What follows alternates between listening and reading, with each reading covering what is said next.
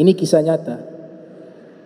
Dan saya singkat kisahnya, ada keluarga, satu keluarga semuanya ulama. Ibunya ulama, saudari perempuannya ulama, ayahnya ulama, anaknya ulama, kakeknya, semuanya profesinya ulama. Mereka punya marga, fam, ya, punya marga atau fam itu Al-Haffar. Sampai sekarang ada turunannya. Apa arti Al-Haffar? Tukang gali kubur. Jadi kakek buyut mereka itu ceritanya, kakek buyut mereka itu profesinya penggali kubur. Satu ketika ada jenazah, anak masih muda, di antar jenazah tersebut hanya ada seorang ibu perempuan yang sebagai ibunya dan ada beberapa orang yang ikut mengantar. Ini tukang gali kubur, dia gali kubur, sudah diterima itu jenazah, dia masukkan ke liang lahat. Kemudian dia lihat liang lahat menjadi luas. Dia lihat pemandangan yang indah. Karena dia terkejut melihat pemandangan seperti itu, pingsan dia. Pingsan. Bangun dari pingsannya, orang-orang bertanya, kenapa engkau pingsan? Dia mengatakan, saya lihat ada pemandangan indah yang gak bisa dijelaskan. Dan ini kuburan luas liang lahatnya.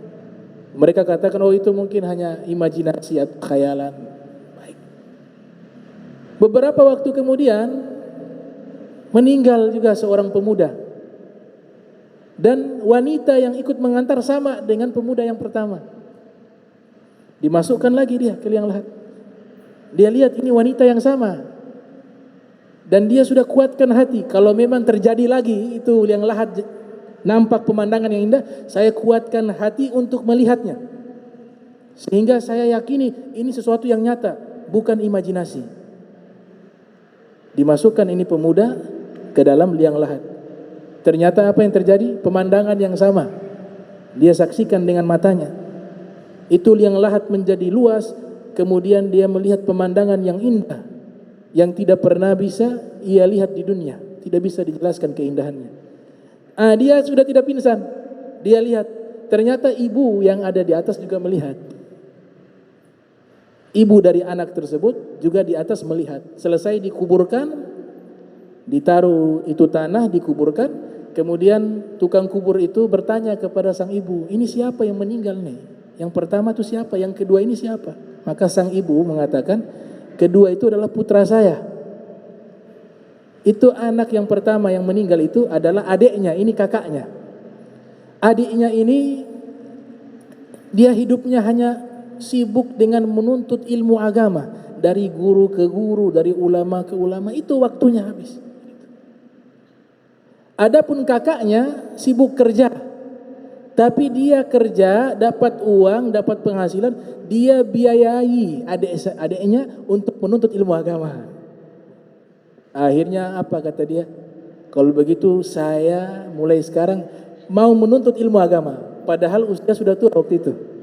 Dan saya wajibkan kepada seluruh anak turunan saya semuanya harus menjadi ulama. Akhirnya dia mulai belajar dari dasar.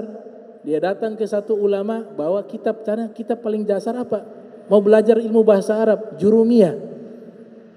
Masuk ke kelas semua anak-anak kecil. Dia tidak malu. Dia sudah lihat dengan mata kepala kemuliaan yang didapat oleh para penuntut ilmu agama. Dia ketemu ulama tersebut, dia katakan, wahai ulama, saya ingin belajar. Belajar apa? Jurumiyah. Ini ulama katakan, TK mana saja selama ini baru belajar. Ini ilmu paling dasar. Kenapa engkau mau belajar di usia yang sudah lanjut seperti ini? Dia ceritakan, saya melihat begini. Oh, kalau gitu belajar. Dia belajar sungguh-sungguh jadi ulama. Dia suruh istrinya belajar, anak-anaknya belajar, seluruhnya keluarganya dia suruh belajar. Akhirnya keluarga ini terkenal di Suriah dengan keluarga ulama, dengan marga Al-Haffar, penggali kubur. Itu. Mudah-mudahan anak-anak kita bisa dijadikan ulama yang salihun, amilun, zahidun, abidun, wara'un. amin ya rabbal alamin. Allahumma jam'ana hadza jam'an marhuma wa tafarraqana min ba'di tafarraqa ma'suma wa la tajal minna wa la minna syaqiya wa la mahruma. Allahumma nadhi qulubana anit ta'alluqi biman dunak waj'alna min qaumin tuhibbuhum muhibbunak. Subhanaka bihamdika asyhadu an la ilaha illa anta astaghfiruka wa atubu ilaik. Wa sallallahu alaihi Muhammadin wa ala alihi wa sahbihi wa barik wa sallam wa lafu minkum. Wassalamu alaikum warahmatullahi wabarakatuh.